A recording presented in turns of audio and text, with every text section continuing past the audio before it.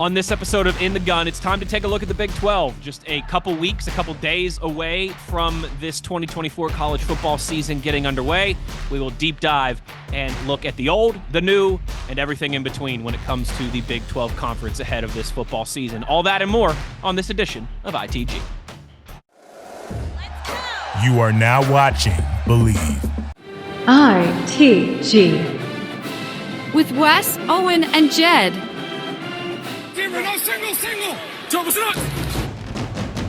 I've got the best teammates in the business here, all right? No way!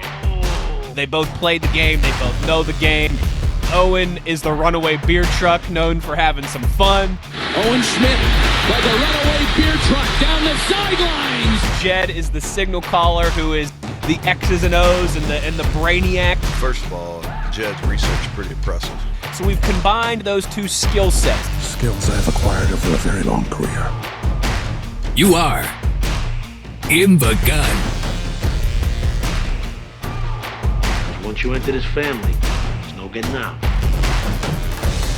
In the Gun, episode 181 of your new favorite WVU football podcast. I'm Wesley Euler, flanked by the signal caller, Jed Drenning, on this edition of ITG.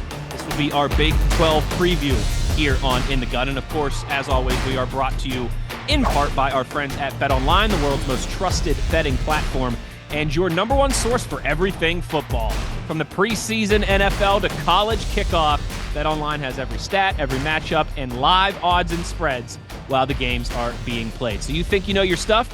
Get in on a winner-take-all $300,000 NFL survival pool for the upcoming season. And when the games are over, you can head over to their online casino and get in on a game of blackjack, poker, or unwind with one of over 150 slot games. So head to the website today. Use the promo code BELIEVE when you sign up to get in on the action. That's BLEAV at BetOnline. The game starts here. And Jed, this year starts a new era of Big 12 football. Goodbye, Oklahoma. Goodbye, Texas. Hello to after we just welcomed a few new conference members last year, right? Hello to another new crop of 4 this year. These guys are a little bit further out west. A lot to be excited about, a lot to be intrigued about ahead of this Big 12 season. Yeah, 4 pretty good-sized brands. The Four Corners School joining the league. It's now official as of a couple weeks ago to start the month of August. But just as you touched on, Wes, we barely got the other 4 newbies settled in last year, and here come 4 more. And I wouldn't at all be surprised if we're having a similar discussion this time next year. I mean, who really knows?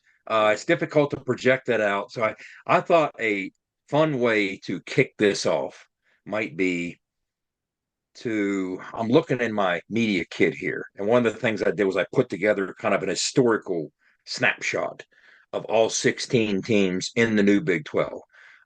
First game played, all-time record, win percentage, bowls, consensus All-Americans, conference titles. So maybe I'll throw a couple questions at you. All right. And this is a lot tougher than Who Wants to Be a Mountaineer.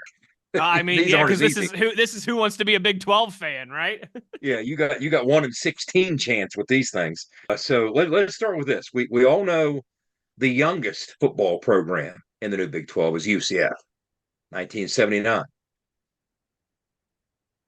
Which program is the oldest in the new Big 12? That almost sounds counterintuitive to even say, but their first game was played in 1885.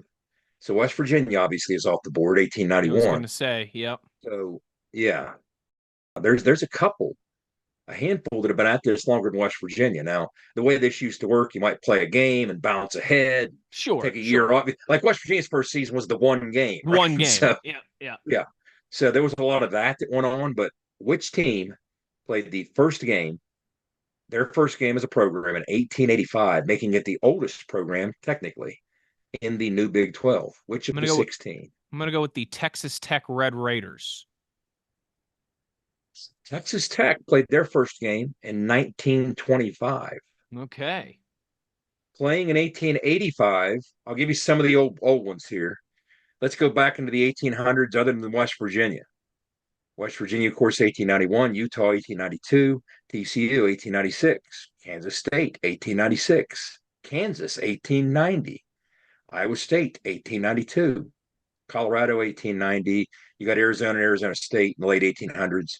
Cincinnati in 1885, making them, they have the oldest stadium in the Big 12. Why not have the oldest program in the Big 12, right? Nippert Interesting. goes along with it. So Cincinnati, the oldest program. Yeah, I should have thought that, right? From standard. A decent sized city, yeah, it makes sense. Well, anytime I get questions like this, Wes, I always ask myself, all right, let's go east and work our way, migrate west, and then extreme west. I just thought Texas. My first thought was Texas. They've been playing football in Texas forever. Yeah. So we got that. Now let's go to, okay, I'll give you a little easier one. Most wins all time among the 16 Big 12 schools. WVU. I know that one. Come on. WVU. Okay, WVU. Shame on me for 6 weeks if I didn't know that one. That's right. Highest winning percentage all time among the new 16 Big 12 schools. I'll give you a hint. West Virginia's winning percentage sits at 596, putting it just behind this other school that is at 599. This, Wes, is surprising. If you gave me 16 guesses, see, I might have guessed them somewhere in my top 5. But this team, Houston. It's got to be Houston. It's got to be Houston, right? No. Winning percentage, it's not. No, because I was just like they had all those years where they were beating up on some lesser competition. I think I could give you 13 guesses and you wouldn't get it right. Arizona State, last guess. Perfect. You got it. Maybe my last hint led you. That's when you kept saying the last team. I'm like, all right, well, they're picked dead last in the conference. See, that's one of the last ones I would have guessed. Maybe if they go 0-12 and we have a good season, we'll knock them off their perch there. I'll tell you what. They go 0-12. We go 10-2. They go 0-12. We go 10-2. I might run some numbers tonight. I don't want to subject our viewers or you to it right now and get my calculator out. But now you got me wondering about something. I might look at that tonight. So we are tied at number 2 with Utah at 596. So Utah, proud program for many years as well. Bowl record. Which Big 12 team of the 16 new Big 12 teams has the most bowl victories? With 22. West Virginia, of course, was 17. Pretty impressive. They're 22 West. They're 22-12 in bowls. This is pretty impressive. Cincinnati, they've been playing football longer than anybody else.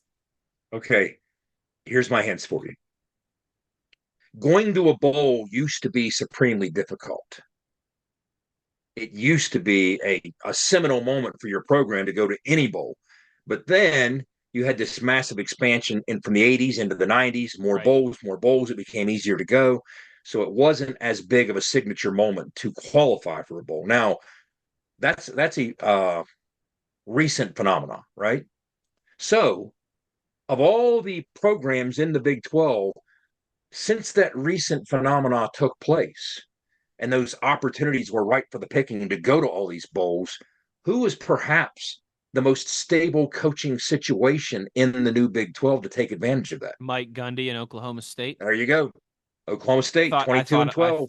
I thought about them as one of my Doesn't that make sense when you think of it like that? No, it does, yeah, certainly. You're right. Cincinnati's played forever, but it used to be almost impossible to get to a bowl. It used to be very difficult to make a bowl game. Yeah. So Oklahoma State, 22-12. So hats off to the Fighting Pokes and the Mike Gundys and the Snake Hunters, the Rattler Hunters. So a couple more. Shabby.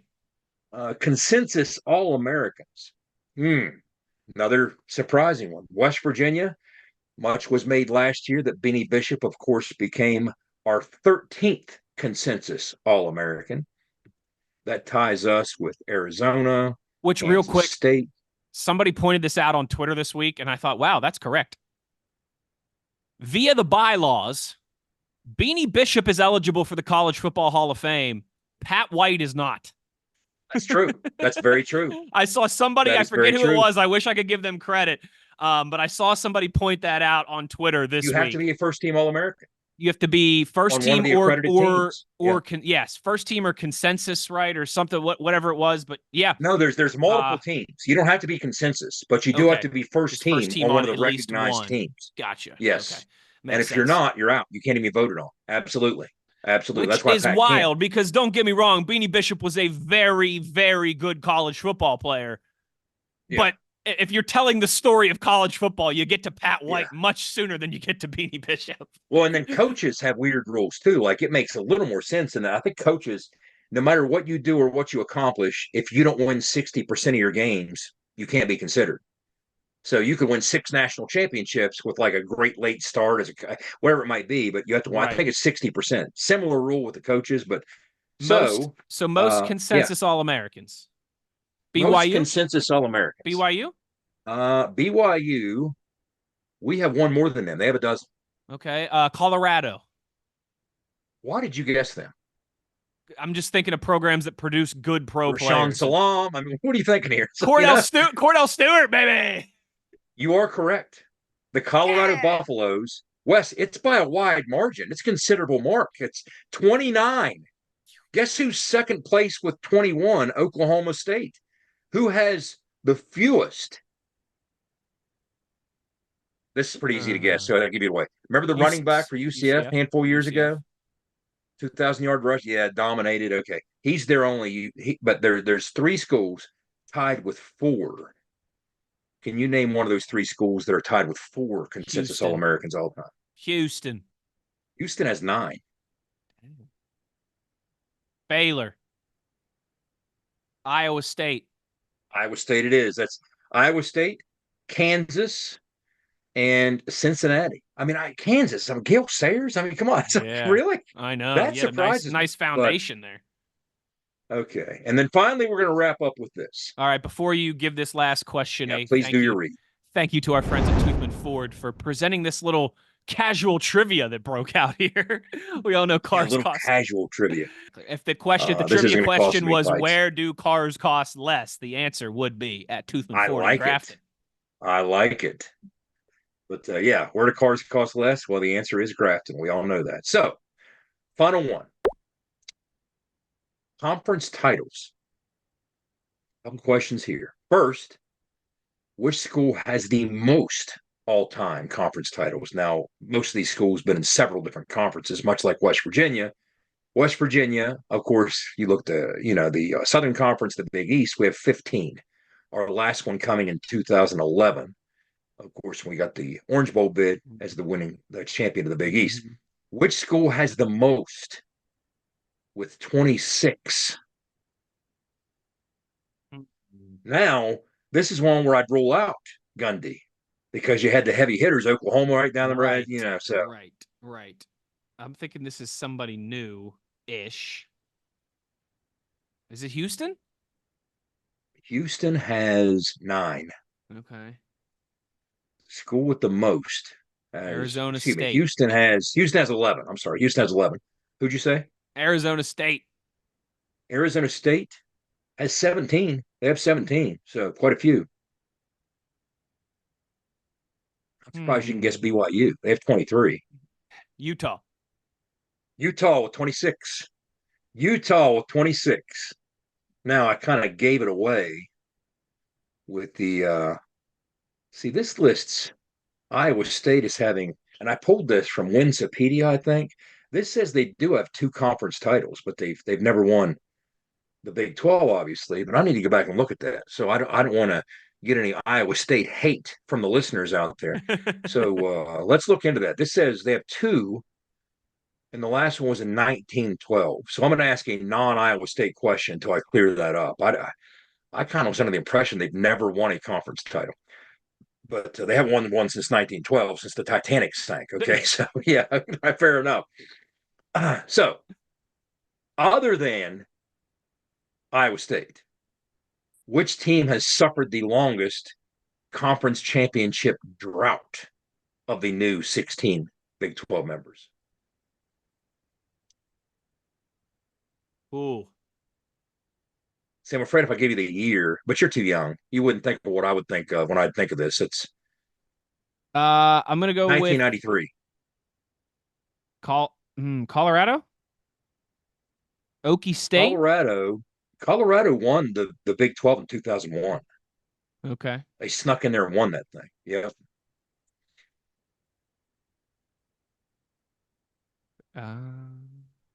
Arizona. See, you're too young. What did you say? Arizona? Arizona. See, when I think 1993, that was one of the most dominated defenses in the country. Was Teddy Bruschi. I mean, that was that team. It was Desert Swarm, right? So, yeah, Arizona has the longest drought other than Iowa State. Going back to 19. What? You know what? I take that back. I'm looking at my list wrong. Ooh, there's one hiding at 1968. Challenge flag on the play. 1968. 1968. My glasses must have been fogged up. I'm looking at my list with not enough light in here. Is it 1968, Wes? Who you got? Well, BYU, because they don't play in a conference. Well, BYU won the Mountain West quite a few times. Okay, yeah. 2007. Right. They were in the Mountain West for a long time. So 2007. Who is they won the national championship as an independent, but then they went to the Mountain West. Right, that's right. So 1968, we talked about their dearth, scarcity, or is it TCU? No, All-Americans. They don't have a lot of All-Americans. TCU is 2014. Yeah, that's right. They're co-champions. Okay.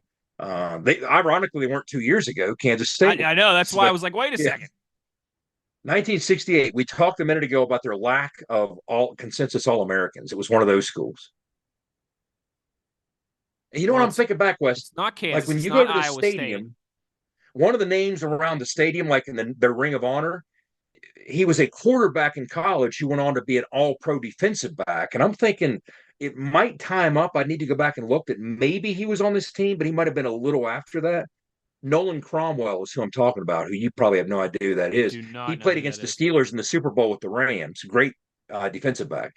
But he was a quarterback at Kansas, 1968. But he might have come after that.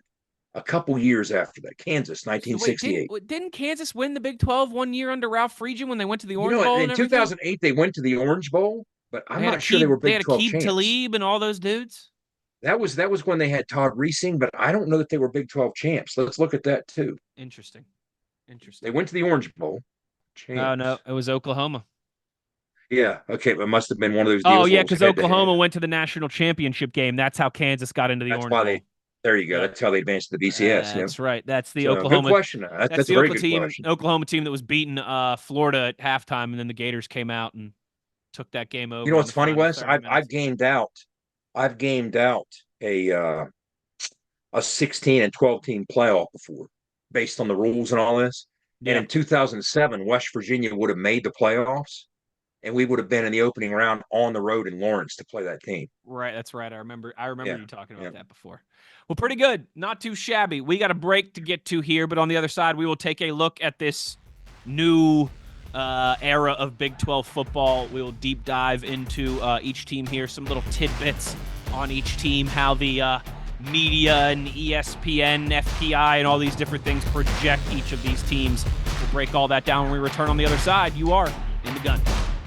Nobody supports the blue and gold Mountaineers like Toothman Ford. With over 20 NIL deals and counting, Toothman Ford continues to rally behind our student athletes. And it's time we rally and support the dealer that supports the Mountaineers. Not only does Toothman Ford offer the best prices in the state on pre-owned, their never over MSRP campaign on new Fords guaranteed to save you thousands. Drive with pride all season long, knowing you're supporting the dealer that fuels our Mountaineers. Toothman Ford, where cars cost less, in Grafton and at toothmanford.com.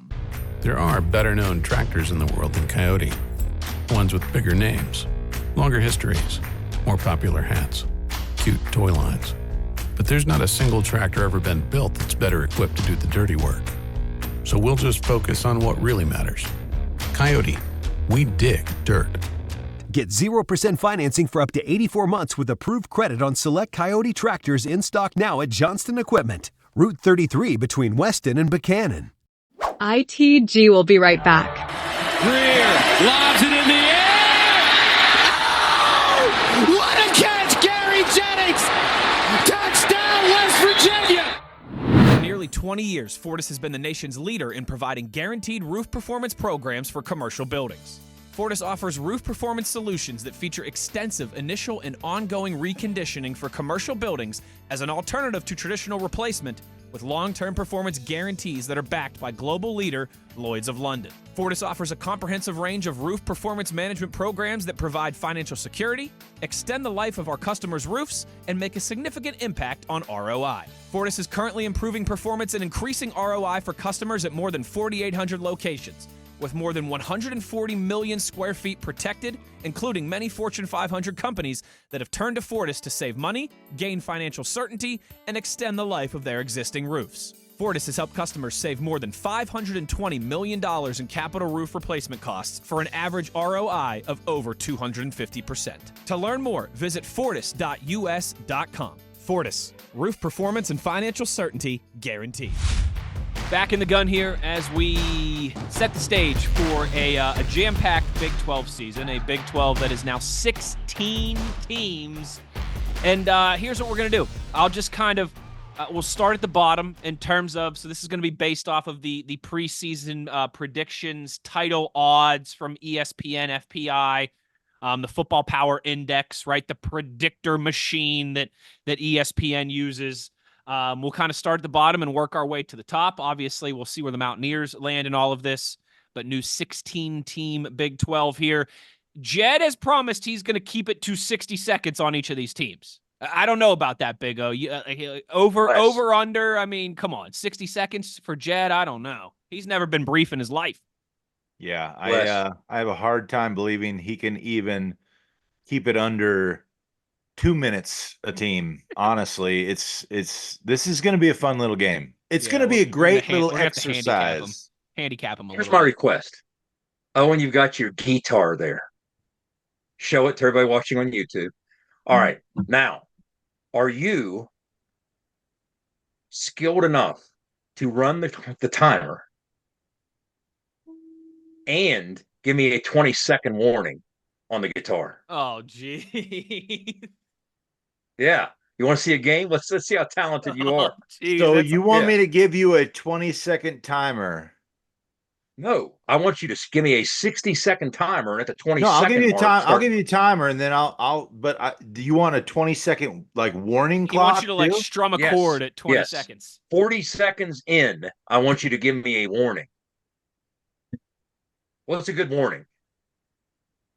From the man who learned to play his guitar from CWG. Nice What's a good warning? I'll give you some Stapleton. You guys are way too musically inclined. I mean, see, the only problem. I'll give you one of these. I can hear it. Yeah, that's the only problem. Is like once he starts playing it gogoes out. Remember when we recorded with Philip Bowen? We had the same issue. Yeah, Phil was playing Country Roads and we couldn't hear it. Yeah. I'd have to get it. I'm sure there's a patch cord or something. Yeah, it's like a processor. I'd have to plug it into. We're not doing that. It's a good idea. Give me for some the future. Longest Time from Billy Joel. Workshop we'll workshop it for the future. Okay, maybe just yell out 20. Maybe we'll do that. Let me go. You know what? Too, I'm gonna. Owen, you got a stopwatch. I'm gonna pull up one on here too, so we can. We can have. Now I'm getting nervous. We can. We can keep them. We can keep them on. You know what I was gonna do, Owen, and I just didn't have time. I almost was gonna do this blindfolded. I thought about it, and I was going to stop by the store and see if I could find a blindfold. I just ran out of time, and I had to be too many places at once. Jed, you're terrible at mine. You know what? Honestly, Big O, I think what we do, instead of like giving him warnings and stuff, I think we just let him go. And then afterwards, like, okay, Jed. Over under. Okay, Jed. Yes. Do you think you got that in 60 seconds? It was actually 67. I need a warning. Hey, this will be it then. I'm looking everywhere but at your hat. I'm not going to see that. Buddy, you're going to see. Just whisper. I need a noise. We'll just whisper 20 into your ear. I'll give you a noise, dude. I'll give you a noise. Now, don't break the speaker or anything. All right. I'll give you a noise. You'll hear it. Yeah, I'll give you a noise. Yeah. Okay. So you'll hear it. We're going to set the table with a nice little intro from the production side of things. All right, here. so coming in at 16th, a brand new member of the brand new Big 12. It's Arizona State, the Sun Devils. They have, according to FPI, just a 0.2% chance to win the conference. Like not 2% chance, just 0.2%. They're saying 0% chance that this team wins 11 or more games. Just a 7.9% chance, less than 8% chance that they win 6 or more games. Arizona State returns 66% of its offensive production and 64.5% of its defensive production. Jedgar, go.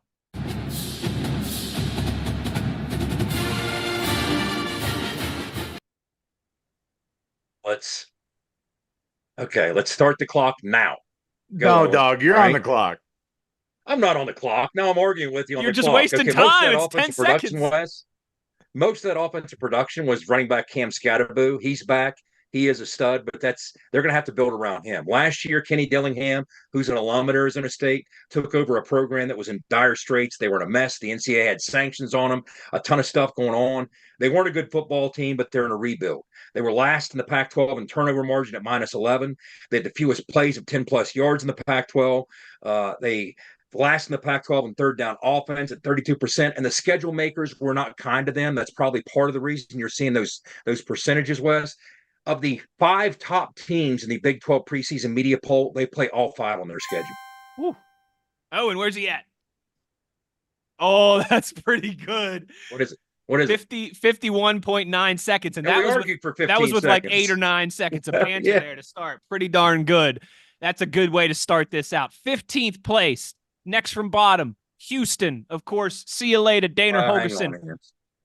Listen, I got some rambling to do before we tee you up. All right, don't you go ahead, worry. do some rambling. Houston has just a 0.3% chance to win the conference, 0% chance to win 11 or more games, 8.1% chance to win 6 or more games.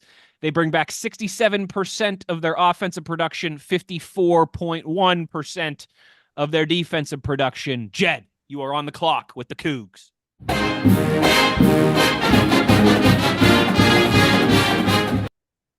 And start now. Remember last year with Dana, things didn't start off real well early in the season. They barely got out of UTSA with a win. Then JT Daniels at Rice in a rivalry game knocked them off. Next thing you know, Dana's out of a job, and here comes Willie Fritz from Tulane. Willie Fritz, great head coach, great track record. Houston was a bad football team last year, allowed 23 first downs per game defensively, most in the Big 12, highest completion percentage in the Big 12. Last in the Big 12 in third down defense, almost dead last in the country. They averaged less than 4 yards a carry offensively for the third time in 4 years. That caught up to them too.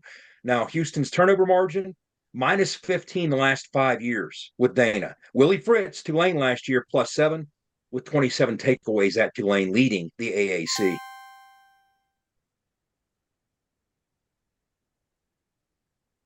I can't see that. Oh, wow. Less than 50 seconds, 49. How you seeing that? Your young eyes, I tell you, I got contact. Guys, I started wearing contacts a couple weeks ago. It's like watching HD TV for the first time. It's incredible. Okay, you ramble for a minute. Cincinnati coming in here at 14th in the preseason media poll. According to the FPI, they only have a 0.5% chance to win the conference, 0% chance to win 11 or more games, 38.8% chance to win 6 or more games, 74.5% of the offensive production, a little over 50% of the defensive production. Jed, tell me about the Bearcats. Go.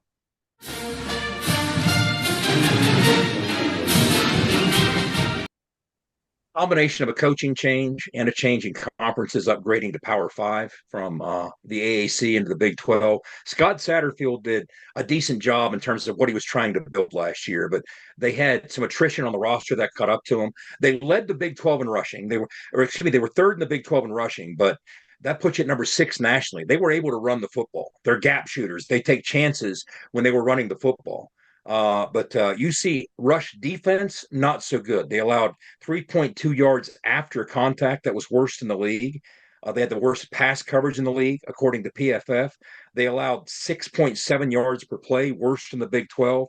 They faced the fewest snaps in the Big 12. Satterfield recognized the deficiencies, tried to run the football and protect the defense. It didn't work, but he has a new coordinator off the Iowa State staff on the defensive side. Let's see how it goes. Oh, 55 seconds. That one was close. I was going to say it was a little close. No, I like this. This is good. There's no warning, Jed. You had the confidence of saying I'll be able to do it under a minute. Blindfold. He said blindfolded. We're just keeping you honest. Blindfolded would be half as long. Yeah. Blindfolded, it would be half as long. Quickly before we continue this, because I'm liking this. This is a lot of fun, actually. A thank you to our friends at Fortis, our buddy Rick Lewis, for roof performance and financial certainty guaranteed. You got to visit fortis.us.com. Coming in at 13 here in the preseason media poll are the BYU Cougs. Listen, I tell you what, folks, if you like Cougars, the Big 12 is the conference for you, baby. We got Cougars. Cougars are hot. 0.6% chance to win the conference, 0% chance to win 11 or more games, 21.2% chance to win 6 or more games. They bring back 66% of their offensive production, 64% of their defensive production. Jed, BYU.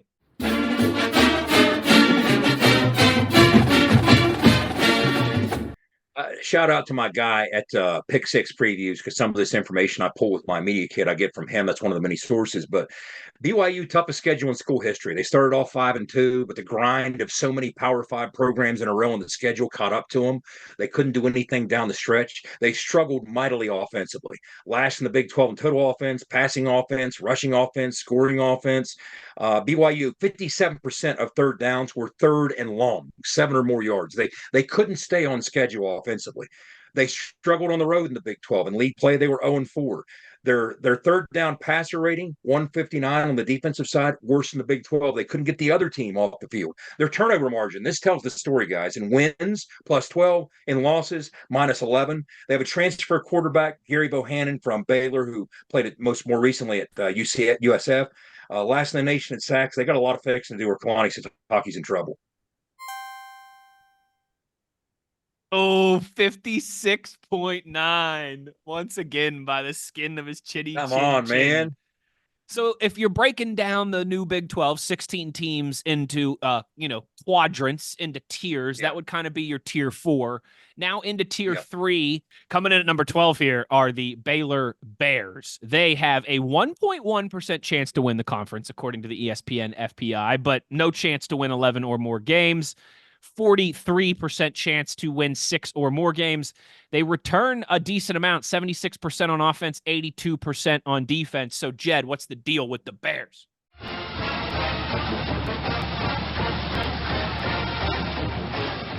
They were a young football team, played a lot of freshmen. Let's see if that pays off. Changing of the guard offensively, our guy Jake Spavital replaces Jeff Grimes as the new offensive coordinator. Some of the signatures of a well-coached team were still there, despite the 3-9 record. They were the least penalized team in the Big 12. So hats off to Aranda for that. They tied for last in the Big 12 in scoring offense. That's why they have a new OC. Offensively in the red zone, 46.8%, worst by touchdown rate, worst by a Big 12 team since 2017. Sacks per game, worst in the Big 12.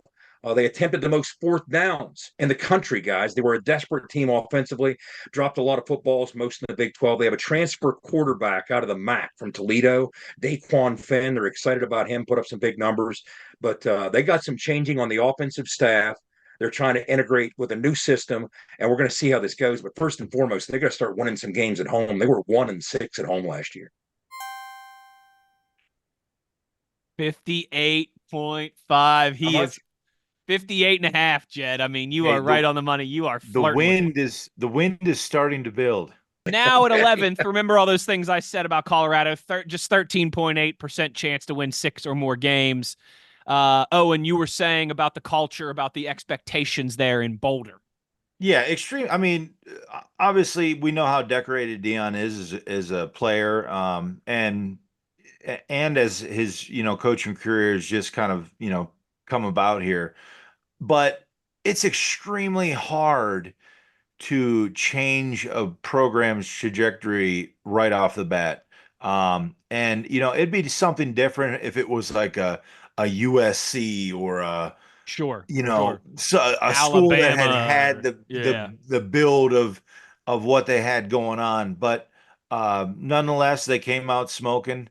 Those first couple games, they ended up losing Travis for a few games, which hurt them definitely. But we'll see how how Coach Prime. I've seen some snippets here and there. CBS, I'm not doing nothing with CBS. Next question. Joe Rigo, Mile Ain't got nothing to do with you. It's above that. Ain't got nothing to do with you. I got love for you. I appreciate you, respect you. Ain't got nothing to do with you. They know what they did. Via the internet, what they've been released. It feels a little more testier than last year. Jed, what do you think?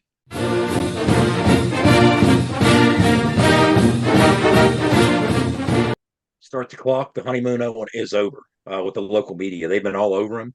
Shadur Sanders is probably the real deal. He does all the right things, but it shows that football is still a game of big-bodied men. And at the point of attack on both sides of the football, that's where they struggled the most, offensively and defensively. Travis Hunter, over 1,000 snaps playing both ways. Colorado, 56 sacks allowed, most by a Power 5 team since 2012. Last in the FBS in rush yards a game at 69 and 2.3 yards per attempt. Remember, that's worse than WVU was in 2019. They were number two number two in turnover margin in the Pac-12 at +9, so that benefited them. Most penalized team in the Pac-12, and they dragged you into, also having the most penalties as an opponent. So, Owen, the schedule makers weren't kind. They have the toughest schedule in the Big 12. Opponents average 7.6 projected wins per team. 57. Ooh. I don't see it going well for them. Yeah, I don't either. North Dakota State is a bad team for them to open with. Jed, listen, you got your 60 seconds. His 60 seconds. I agree. Hey, North Dakota State is a tough team for them to open with. We'll chat on it a little bit, though, for real. I mean, they do have a rough deal. There's so much anticipation behind this team just because of who's kind of leading the helm and just how much hype they hype. I mean, I don't think a team in history, even at the number one slot coming in, that was going to be maybe a back-to-back champion, has ever gotten as much media exposure as Colorado did last year. And like you said at the beginning, Jed, I mean, it's been local media just hammering the questions all off season. So I'm very interested to see what's going down. They were the third most watched team in college football behind Alabama and Ohio State. So much sizzle, but not nearly enough steak last year. Now, they've tried to address those shortcomings on the offensive and defensive line. Let's see how that goes. But at the point of attack, they were not a good football team. It was a lot of window dressing with skill guys. Yeah. Agree. All hat and no cattle, some might say. Yeah, that's an old Texas saying. Say? I thought they said something else, but easy coming in at 10. Speaking of Texas, is TCU in the national title game 2 years ago, now picked 10th in the new Big 12. TCU, 5.1% chance to win the conference, 1.1% chance to win 11 or more games, but a high 85% chance to win 6 or more. They bring back about 60% of their offensive production, 74 of their defense returning there as well, too. 60 seconds on the Horned Frogs, Jed.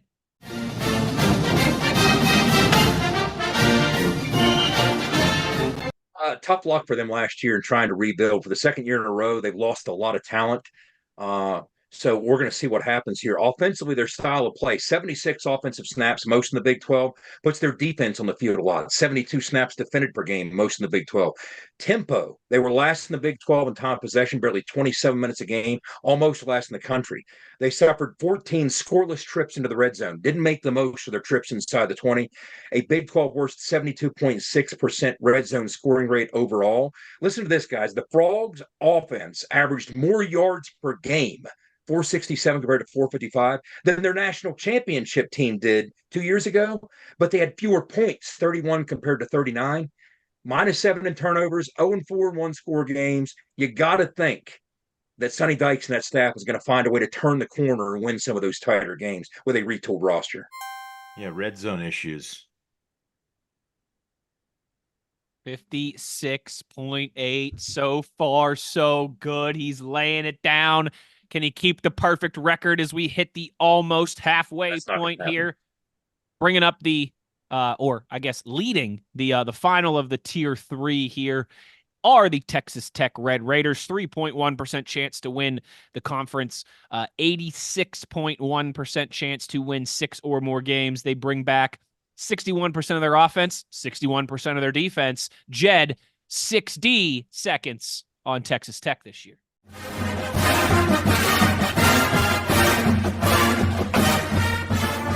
Got kind of 3 layups on the schedule. 3 teams projected in the media's bottom 5, and they got all 3 of them at home.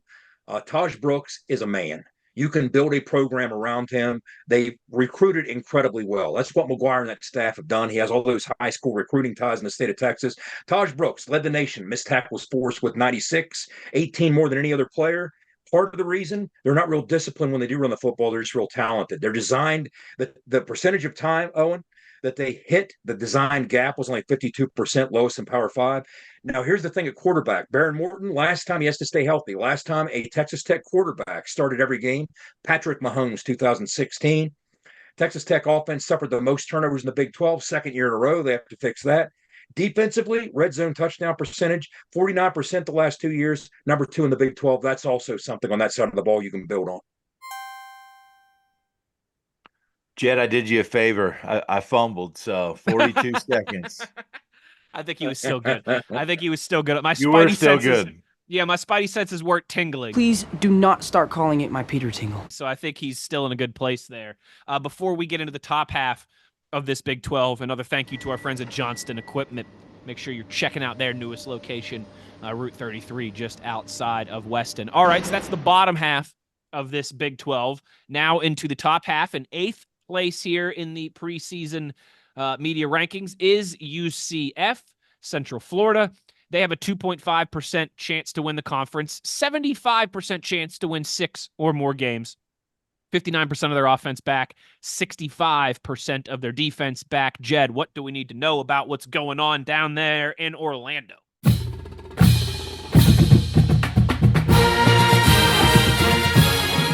Statistically, in some key areas, they were better than a 500 record. The move up in competition didn't impact them quite as much as some of the others. In the offseason, they put together a great recruiting class, probably the best one in the history of the school. And in the transfer portal, a top 25 transfer class as well. They lost a lot of talent to the NFL. They led the Big 12 in third down offense. So good situational football that gives you a puncher's chance. Led the Big 12 and tied for first in FBS in plays of 50 yards. They were a big play offense. They were only 9 raw rush yards behind West Virginia guys. We always say we're number 1 Power 5 rushing offense. They were 9 total yards behind us. Transfer quarterback from Arkansas, quarterback KJ Jefferson. His pressure to sack percentage at Arkansas of 32.6%, worst in the SEC. Combine that with the UCF offense that had the most holding penalties in the Big 12 last year. Kind of interesting. They led the Big 12 in pass defense, but Wes, we talked about this recently. People had leads on them, and they were kind of running the football, which is why they struggled defensively against the run. KJ Jefferson makes things interesting. Dun, dun, dun. Ooh. Pressure's off. 66 seconds. That's all right. So far, your batting average is still outstanding. You're a first ballot Hall of Famer with this batting what we're average gonna do so here. far. Here's what we're going to do here. I got my stopwatch. Here's 60 seconds or less on West Virginia, and you two are going to do it combined. Wait, at the same time or each of us? Actually, we'll be interviewing as a team. Go back and forth like a dancing tandem. I don't care what you do. I want both of you pitching in, and I want it less than 60 seconds. All right, Owen, you can lead us We're off. playing all right. Together. Well, hold on. Wait, let me give the ready. number. Let me give the ESPN FPI numbers here, like we've been doing too, before we I'll start tell you when this. you're on the clock. Go ahead. WVU in 7th, 5.1% chance to win the conference, 78% chance to win 6 or more games. Mountaineers returned 79% of their production on offense, 56.5% on defense. Owen, lead us. Wait, Jed, you ready? I saw him put down. I should have said go and given you a few extra seconds. 2, 1, and go.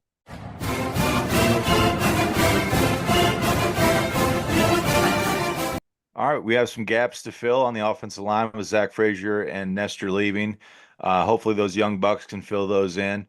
We also have some stud running backs coming back with CJ and Jaheim. Hopefully we can find that third slot. We got a couple young bucks that might fill in those gaps here. Garrett, looking to have an outstanding season this year. He's got some deep threats out on the outside with Fox and Clement. Hopefully, not only those connections, but Cole Taylor, the big tight end, get him involved in the game to really get those short to mediums, maybe even some deep shots going forward. You're on the clock. Linebacker core is crazy exciting. Trotter and Lathan both coming back from big injuries, along with Ben Cutter. You like what you have in terms of your first team on the defensive line, but is there enough depth to roll it like you did last year? That will be the question. And then on the back end, Hollis and Garnes, two big impact transfers at corner, the return of Aubrey Burks, but how did things settle in around him? Feeling pretty good about the special teams as well, too. Been one of the best kicking units in the Big 12 over the recent years.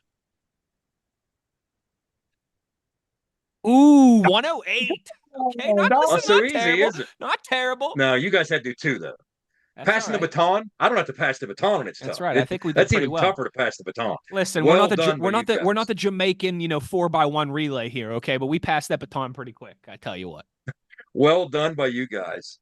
Number 6 is Iowa State, the Cyclones. 6.5% chance to win the conference, 90.5% chance to win 6 or more games, and they return a lot.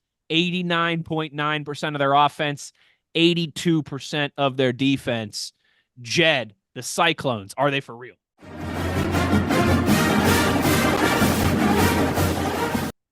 Years ago, very uncharacteristic 4-8 season. They struggled. They bounced back with 7 wins last year, playing the most freshmen of any team in college football. Iowa State, offensively, 13 plays of 50-plus yards. That's a big deal in Ames. Second best in the Big 12, but it's the first time they've hit that number since at least 2009. Plenty of chances. Bad field position team, surprisingly. 14% of their offensive snaps were taken inside their own 20, which was worst in the Big 12. Their rushing offense in the last 2 years, since Breece Hall and Brock Purdy were drafted, they've struggled. 114 yards a game, 3.7 attempt, both last in the Big 12. Their rush rate, their first down rush rate, 30.2%, worse in the Big 12. Sign of promise. Running back Abu Sama, 276 yards in Farmageddon, the snow against Kansas State. You know you're going to have a strong defense. See if they can get the run game going and build around the defense with John Heacock. 53 seconds. Jed, I just want to add to the Cyclones added a very awesome coach, Tyler Roll, who has been at NDSU. He's coached some great running backs. Tyler's a great addition to that running back room. That's what he's taken over. Now that he's there, I've been obviously, plus Rocco's there too. I do follow them a little bit more in depth. But there was a great clip today that I seen on Twitter of their fullback number 39. Absolutely, they're running this cool goal line drill with O-line, D-lineman. Then it might have been 2 backers. I'd have to watch the clip again. Anyways, the fullback absolutely pancakes this guy over the end zone, and everybody just goes nuts, coaches included, team included. So I very much can see their run game developing into a powerhouse football team. I went through that one without mentioning Rocco Becht. But I'll tell you what, that's a heck of a piece to have back in place for them. Yeah. Because they leaned on him a lot. In other words, they had to use their quick passing game as an extension of the – well, they couldn't run the football. So they were trying to get creative and develop this young quarterback without a running game. And they had to kind of use the short, quick passing game as an extension of the run game to compensate. And they did a good job with it. Rocco really picked him up. But that Sama kid's talented. The one that exploded against K-State. If they can get him cooking with something and get a bit of a run game going to complement, they got an all-conference receiver coming back. So they got some weapons. But without running the football, no wonder they've kind of struggled for the last year and a half, 2 years. If they can fix that, we saw what they were capable of when David Montgomery was there, Breece Hall was there. They can do incredible things offensively, but they've lacked that the last couple of years. So maybe your guy can help fix that. I'm looking forward to seeing what he does this year. Yeah, it'll be a big trip to Ames for the Mountaineers, without a doubt. Coming in at number 5 here, into the top 5, still a couple newcomers to get to. One of them is Arizona at 5th. 12% chance to win the conference, 98.5% chance to get 6 or more wins. They returned 71% of their offensive production, 66% of their defensive production. Jed, the newcomer Wildcats here, 60 seconds on the clock.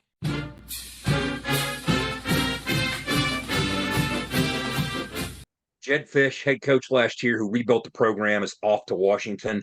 I think if he was still there, the lack of transition, they're probably a preseason top 10 team, but the coaching change, it's not a knock on Brent Brennan, who came in from San Jose State to pick things up. They got weapons returning. One of the best quarterbacks in the Big 12, one of the best receivers in the country.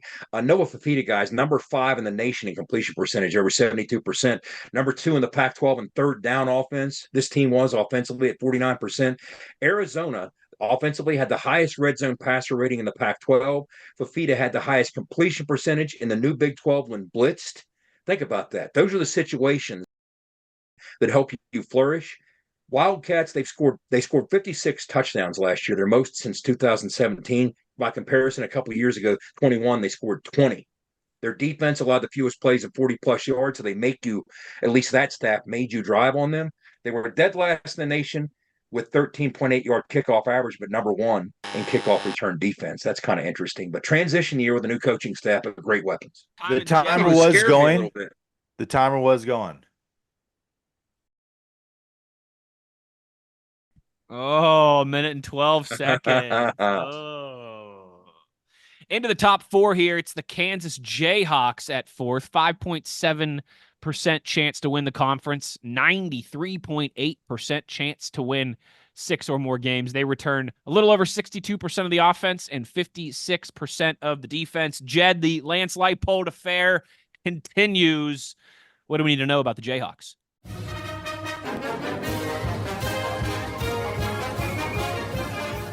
I have them with the easiest schedule in the Big 12. Well, good. So that's going to help them. That's going to help them. We're going to be talking a lot about Kansas next week when we talk Penn State, because their offensive coordinator from years past, Andy Kotelnicki, is now at Penn State. So great job he's done. They were explosive near midfield. 77% of their passes completed, number 2 in the country. Rushed for 852 yards between the 40s, number 7 in the country. Led the nation with 14 touchdowns between the 40s, so they take their shots. The Jayhawks offense had the heaviest first down run rate in the Big 12. They do a great job of staying on schedule. 69% of their receptions were for a first down, tops in the Big 12. They wear you down. They had the most rush yards in Power 5 in the second half. Defensively, they faced or allowed 115 red zone trips the last 2 years. That has to change. That's the most in the Big 12. And they allowed a touchdown on 70% of those trips, worse in the Big 12. Overall, defensively, red zone score rate allowed was 98%, last in the country. They only had 1 stop in the red zone all year, guys. So that has to be fixed. New offensive staff, Jeff Grimes from Baylor now there. Keep an eye on that. Let's see how it goes. Ooh, 106. All right, let's go. Just a couple. Falling into a new pattern. Why say more word when less word do trick? We're getting toward the top where there's more to talk about with these teams, exactly right? There's more meat on the bone, Big O. Yeah, there's more meat on the bone. Coming into 3rd place here in the preseason poll, it's the Oklahoma State Cowboys, 11.5% chance to win the conference, according to ESPN FPI, 96% chance to win 6 or more games. They return, get this, 91% of their offense and just about 80% of their defense. Jed, why are the Cowboys going to be so dangerous?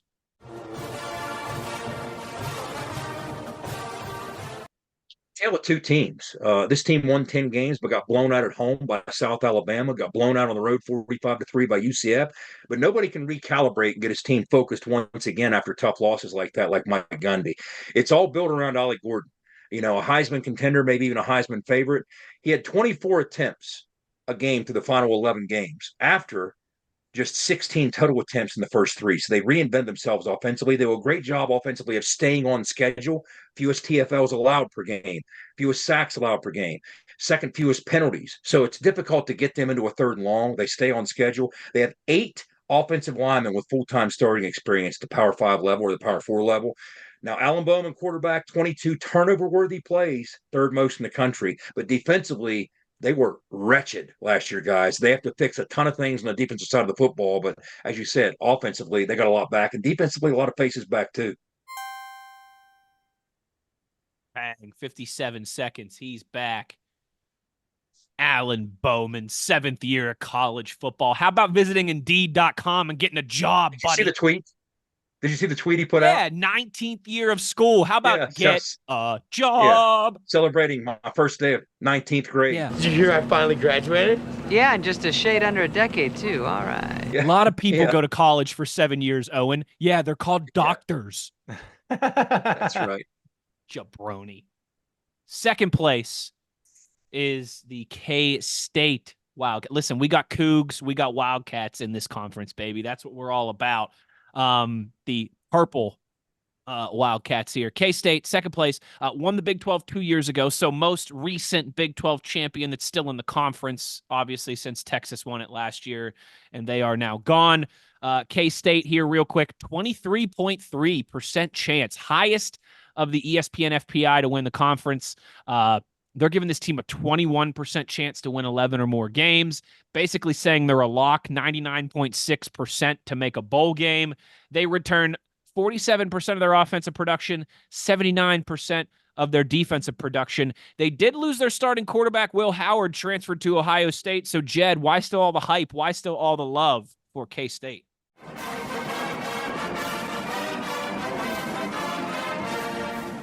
Or did they? If you ask Chris Kleiman, he was going to lose the job to Avery Johnson. So, guys, they lost a lot of talent. They did. They lost Ben Sinnott, second-round pick to the NFL draft. They lost Cooper Beebe, third-round pick to the NFL draft. They lost a starting tackle. They lost some glue guys. Wide receiver Phillip Brooks, been around forever. Safety Kobe Savage. But they excelled at the holy trinity of situational football. Third downs, red zone turnovers. Led the Big 12 in turnover margin for the second straight year. Number 2 in red zone touchdown percentage. 78.5%, best by a Big 12 team since 2010. They allowed the fewest red zone yards defensively, just 123 in the entire country. And they allowed a touchdown on just 39.4% of red zone trips defensively. Best by a Big 12 team since Nebraska and Ndamukong Suh. So, how goes Avery Johnson at quarterback, the former 5-star highly rated recruit? Goes this football team? 3 top 5 teams, but all at home on their schedule. By the hair on your chinny chin chin. That's pretty darn good right there. I tell you, that's pretty darn good. And that leaves, last but certainly not least, in fact, they were picked first in the Big 12 media poll, the preseason. Newcomers, Utah, at the top of the preseason poll, 21.9% chance. ESPN FPI has them second best chance to win the conference behind Kansas State at 21.9% chance, giving them a 21% chance to win 11 or more games. Again, virtual lock to make a bowl game, 99.6%. The Utes returned 63% of their offense, 69 nice percent of their defense. Jed, Utah, if they're going to win the Big 12 in their first year in the Big 12, that would be quite a feat. What's it going to take?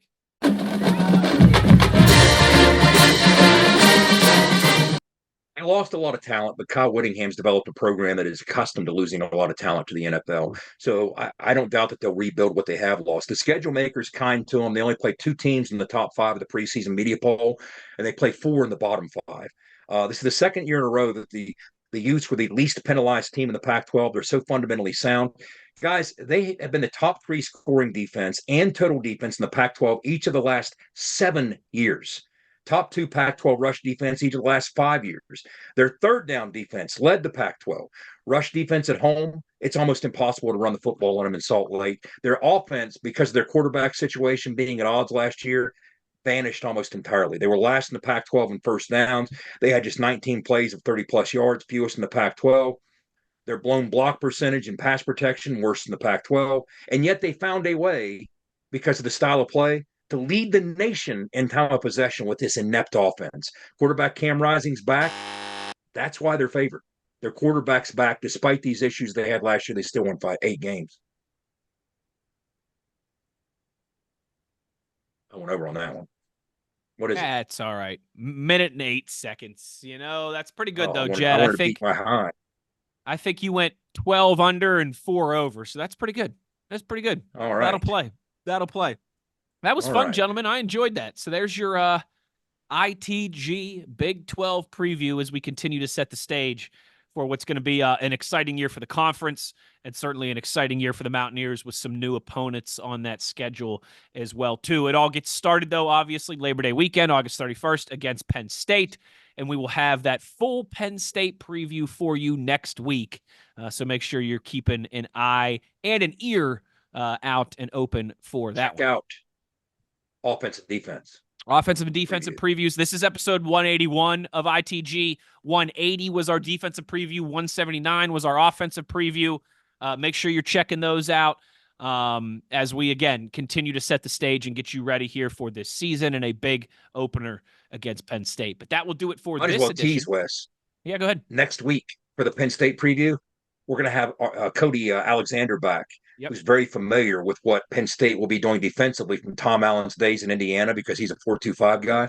So people loved Cody as a guest back in July. He's going to come back on to do a segment for our Penn State preview just to break down what we might expect from the new Penn State defensive coordinator. Because remember, Manny Diaz took off to take the Duke job. So they've got new coordinators in all three phases of the game. So Cody's going to be on to talk defense, and we'll break down the offense and special teams. But sorry to interrupt. Please proceed. No, it's great. I know our defensive guru, Cody Alexander, deserves a plug for sure. That'll be a lot of fun. Looking forward to that one. That will all be next week as we are, just about 10 days or so here from kicking off this Mountaineer football 2024 season with a big one at home against those Nittany Lions. But until then, that'll do it for this edition of ITG. Thanks to our guy Skyler for throwing this all together for us. As always, for the runaway beer truck, Big Owen Schmidt, the signal caller, Jed Drenning, I'm Wes Euler. The one thing we ask of you before we get out of here is to be an ear and tell an ear about your new favorite WVU football podcast. Take care, everybody. We'll talk to you next week. You've been